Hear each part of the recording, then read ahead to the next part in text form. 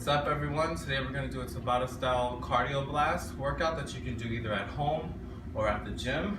Tabata's pretty much, you're going to do each exercise for 20 seconds on, 10 seconds rest, at least 7 to 8 times, and a minute rest in between each exercise.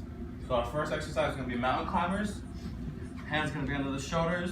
You're going to shoot that knee up to the chest and send the feet back. You're going to get a nice little momentum going, keeping the hips aligned with your body. Next exercise is going to be ice skaters. You're going to jump out to the side, having that back leg float. To make it a little bit less challenging, you can place that back leg, that back foot rather, on the floor. Then we're going to go into burpees and do a nice jump. Hands down, shoot the feet back, feet come together, and jump up. Or if you want to make it a little less challenging, you can do some inchworms. Feet stay planted. You're going to walk the hands out all the way up to that push-up position, and then back, and give a nice jump. And finally, we're going to go to toe taps. You can use anything for this.